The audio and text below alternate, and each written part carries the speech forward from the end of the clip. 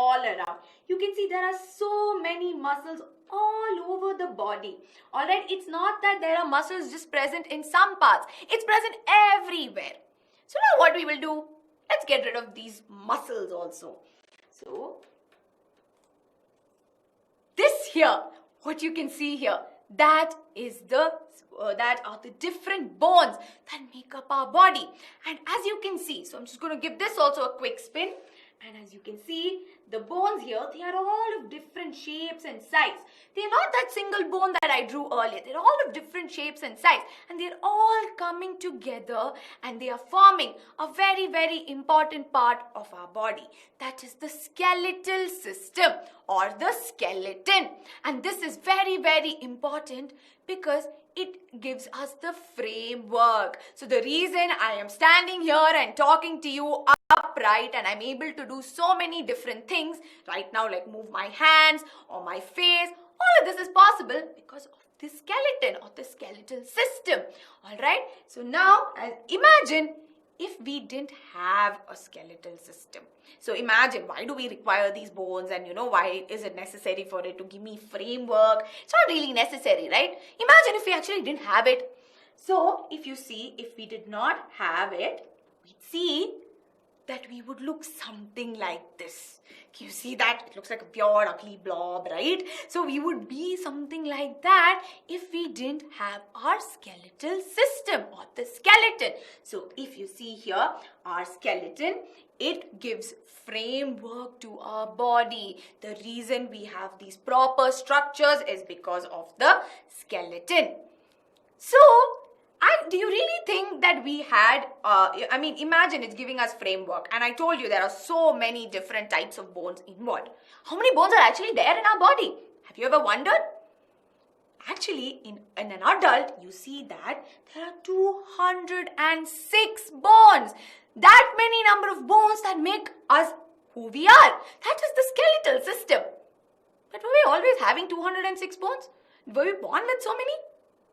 Let's actually go and watch this quick video to find out if we actually had 206 bones or did we have more.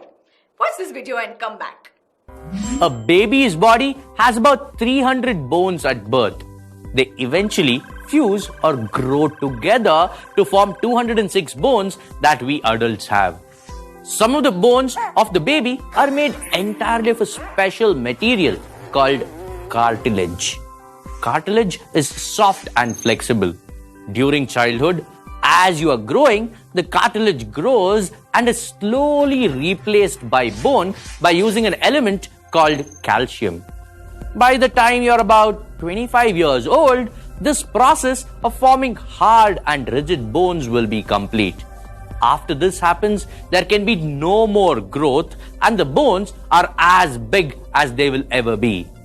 That's the reason you stop growing in height once you reach a certain age, like about 19 or 20. But anyway, all of these bones make up the skeletal system that is both very strong and light. So now, just like how we saw in the video, we're not born with 206 bones, but we actually have 300 bones. And if you see these 300 bones, they undergo this process known as hardening. Alright? So they undergo this process known as hardening, where these 300 odd bones that is there in a child, they come together, they fuse, and we get 206 bones in an adult. That is how we have this beautiful skeletal system that is there in our body. Now what we're going to do is we will go up close and have a good visual of some of the parts that make up the skeletal system. So let's go back and see the human atlas. So now, as you can see here, this is our skeletal system. So first, what we are going to do is, we are going to take our hands, okay? And I want you to keep it on your head like this, alright? Now, I want you to press it hard, alright? But not too hard, okay? Be careful about it. So now I want you to press it very hard. Now, right now, you can feel something very hard and rigid, right? So here you see that it's hard and rigid. And if you move your hand around, slightly around your head, you see that it's very smooth. Yes? So that here is your skull. So now let's go and actually see the skull. Alright? So we will go and see the skull. So this here, what you were touching right now, that is what it is. This is your skull. Alright, so now, do you really think this whole skull is just one single bone? This whole one skull is one single bone? Actually not. Your skull is made up of 22 bones. These 22 bones, they come together and they form the skull. And why do we require the skull? So the skull has two very, very important functions. The first thing is that, as you can see, it gives good facial structure. Yes, our face is well defined and we see that, there's a proper place for our eyes and everything. That is because of the fact that we have a proper skull, which is giving our face a well defined structure. The next most interesting and the most important function of the skull is that it protects an important organ. Alright, an important part of the body. That is your brain. So if you see here, the skull looks like a closed structure here, as you can see. So I'm just going to give it a turn. You can see that the skull protects the skull looks like a closed structure here, right? So now what I'm going to do is I'm going to add the brain to this, alright? So we are going to visualize and see how the skull is actually protecting the brain, alright?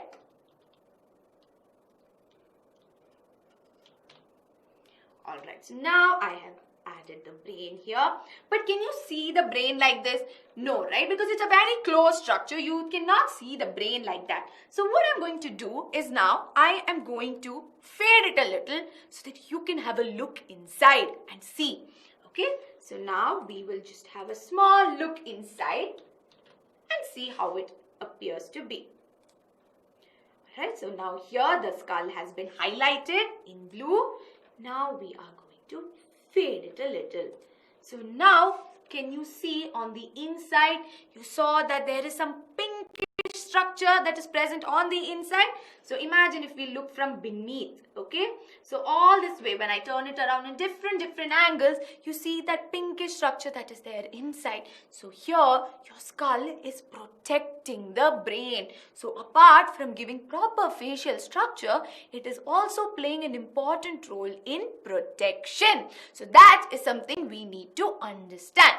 Now, let's go back and do another activity. So here I want you to do it because I do not have enough place to demonstrate it. So I'm very sorry about that. So I want you to take a step back, keep the device that you are using right there, and I want you to take your right hand, alright, and go all the way down and touch your toes. Okay, so make sure you don't bend your knees when you're doing this. Okay, go down and touch your toes and keep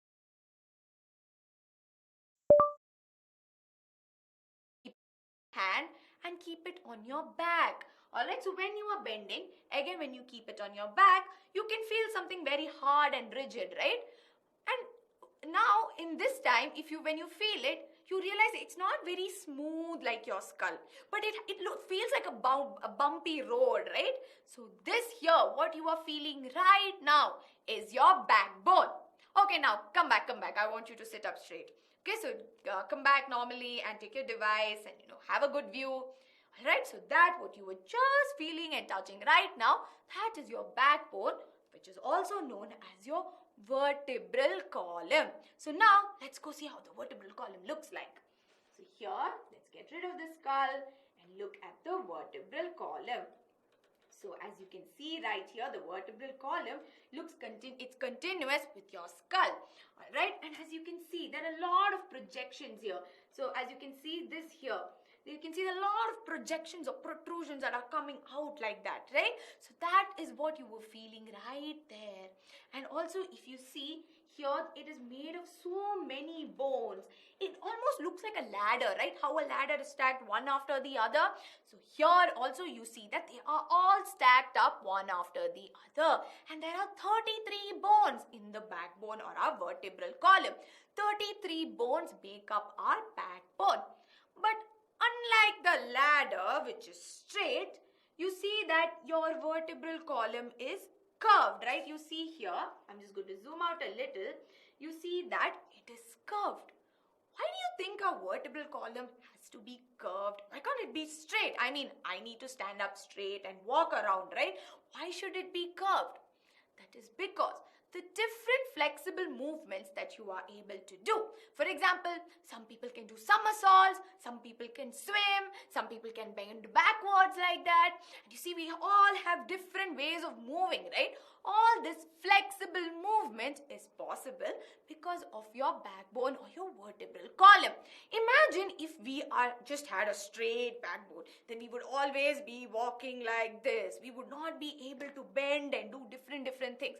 Even just sit, or maybe sit down and sleep. Alright, so even when you put your head down and sleep, all this is possible because of your vertebral column. Alright, so this is one of the most interesting things about our skeleton. Alright, so now next what I want you to do is, the next bone that we are going to discuss about is something that is there in your chest. Alright, and there's actually a cage there. Can you believe it? Why would we need a cage inside our body? What do we need to cage and keep? In order to talk about that more, first what I want you to do is, I want you to take your hands and I want you to keep it on the sides of your chest, and then just breathe in and breathe out. So now, when you were breathing in and breathing out, did you see how it was moving and coming back? So this right here is the cage that I was talking to you about. And this here that is present in your chest is known as your rib cage. Alright? So now let us go see the rib cage. So this here, as you can see, this here is your rib cage. Now, as you can see, it has a cage-like appearance because all the bones, they are connected to this T-shaped bone that is there in front, right? So, I'm just going to highlight that T-shaped bone here so that you get a better understanding. So, this right here is the T-shaped bone. And as you can see, all the bones are connected to this T-shaped bone in the front. Alright, so if you can just keep your hand here and press it hard, that there is that T-shaped bone. Alright, now on the back side, you see that they are connected to your vertebral column. So which is why they are forming a cage-like structure. And also you see that there are 12 pairs of bones here. 12 pairs of bones that come together and they make your rib cage. Alright, but why do we require a cage in our chest? Why is it necessary? So that is because just like your skull, how it is protecting the brain, your rib cage is also protecting some very important parts of your body, like the lungs and the heart. Can you believe that? So actually, let's go see. So this here is a view of how the rib cage is protecting these two parts, that are your lungs and your heart. So right now, if you see, you may not be able to see them very clearly. So what we will do right now is we will just remove the rib cage entirely. Alright, so now can you see you have two triangular structures here on the side, which is very pinkish, right? So I'm going to highlight them. And that there is your lungs. So this what I am highlighting in blue. That there is the lungs. And now if you see, between the two lungs, we see our heart. And all of this is protected by the rib cage. Now you must also see that the rib cage is not a closed cage, right? So let us go back and see that once again. So we see here that here it is not a closed cage. We see some gaps in between them, right? Between the two bones we find some gaps. Why do you think we require these gaps that are there in between? Why can't we just have a closed cage so that our lungs and heart are even more protected? That is because the rib cage, they also play an important role in breathing. So here the reason why they are having this structure is because they have an important role in breathing. Alright, so this was all about our skull, our backbone and the rib cage. What about our hands? Do you think there are a lot of bones that are involved in our hands or maybe in our wrist? See, I'm able to do so many different activities, right? And I'm able to write, I'm able to, play basketball, I'm able to do so many things. How am I able to do all of this? That is again because of the different bones that are making up my hand. And almost 27 bones come together to make up this whole hand. Let's go and visualize. So here what I'm going to do, I will take the whole skeletal system and let's zoom into it. Alright, so here when we zoom in, we see, so let me just move that a little so that you get a better view. So here, as you can see, this here is your hand, and as you can see, it is not made up of one single bone. There are so many bones that are coming together and they're making up our hands. Alright, so even our wrists, that is and all the wrists, the bones that make up our wrists they are nothing but known as carpals. Alright, they are known as carpals and they make up our wrist. Alright, so that was all about the bones that make up our hand and our wrist. So now, another very interesting thing right now is that you are able to sit and see this session, right? You are able to sit and listen to me, and when I asked you to stand and move left and right, you were able to do so. Why were you able to sit and stand up straight? How was that possible? That is because of this butterfly-shaped bone that you see right here.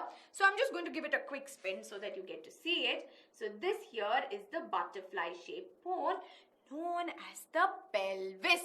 Alright, you are able to stand and move to the left, then move to the right, and you were able to sit down and do all of this because of this pelvis, because it acts as a foundation. The reason we are able to sit up and walk upright is because of this. And that is also one of the reasons why we cannot walk on all fours like monkeys. You've seen monkeys, right? How they walk on all fours like this. I mean, we may try to mimic them and, we can try to, maybe mimic a monkey or a chimpanzee. But it's not possible for us to do that comfortably.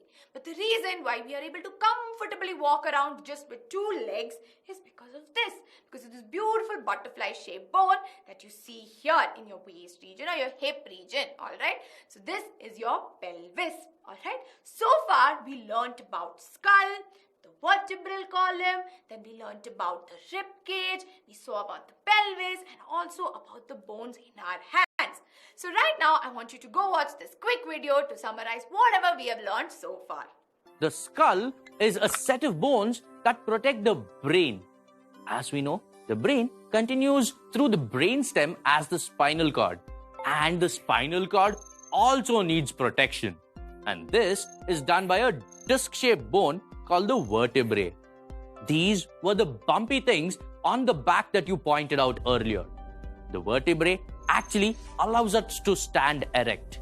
If not for these vertebrae, we will be just a cluster of sticks wobbling around like a spider with 4 arms. And on the front side of the vertebrae, there is the rib cage. Literally a cage of 12 bones that protect the lungs and the heart.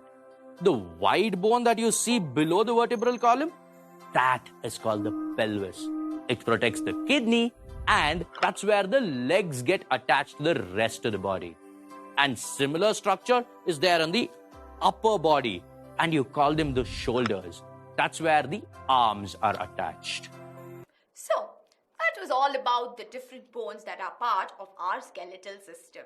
So now I want you to help me solve these 2 questions. Alright, so here they have asked us to label some of the parts of the skeleton that we have already discussed. Okay, so here first I want you to help me label part A. As you can see here, part A is referring to this cage-like structure that is present in our chest region, which is that cage-like structure that we had just discussed about, that also helps in protecting the lungs and the heart. Yes, very good. It is the rib cage. So I'm going to write it down here so you can see. This here is the rib cage. Very good. Now can you tell me what is part B? Which is this part B that is there on top, and as you can see, it's giving some facial structure, and one small hint, it protects the brain. So is it the vertebral column or is it the skull? Yes, very good. It is the skull. Alright, and lastly here you have the vertebral column. Very good, guys. Very good. Now what I want you to do is, I want you to help me solve this. So the dash protects the heart and the lungs, and the dash protects our brain. So here it is with reference to 2 parts of our skeleton. So here we have 4 options, and can you help me pick the correct option for the first blank, which is the part that protects our heart and the lungs?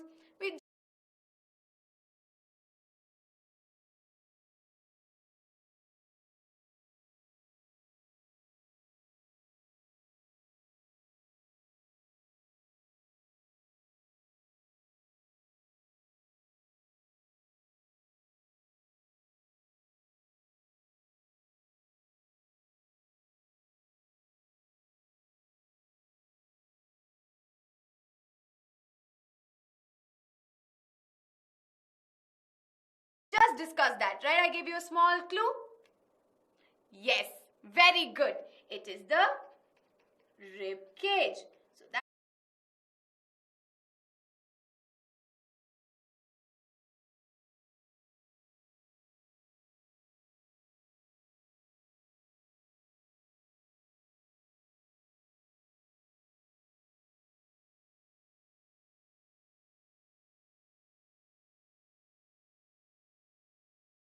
is what protects the heart and the lungs.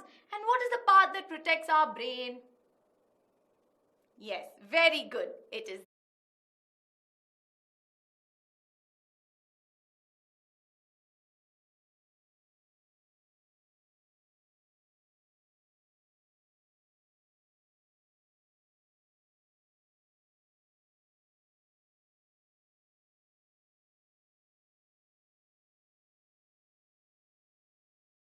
the skull.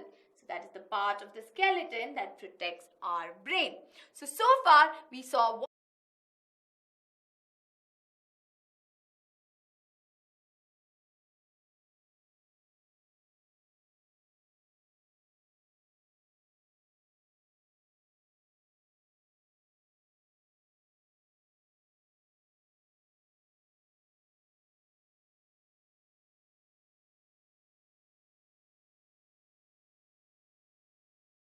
what was the skeleton, and we also saw the different functions of the skeleton.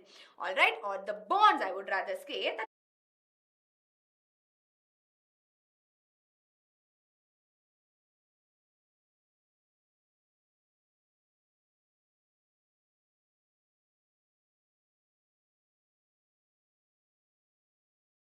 make up our skeletal system, right? So the first function of the skeletal system, or the different bones,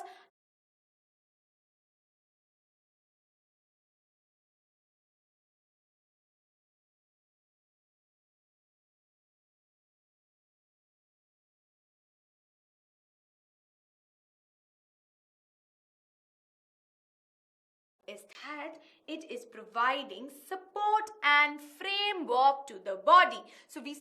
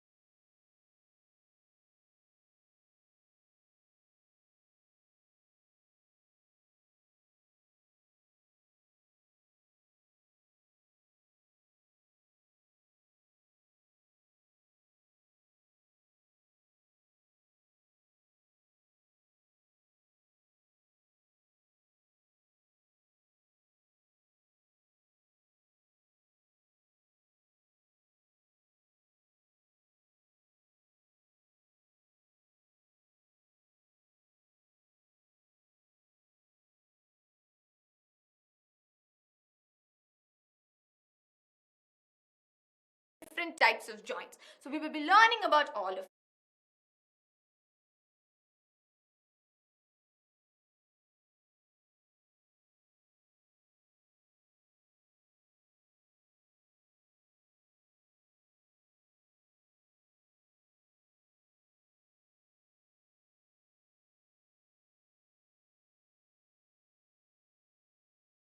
them one by one.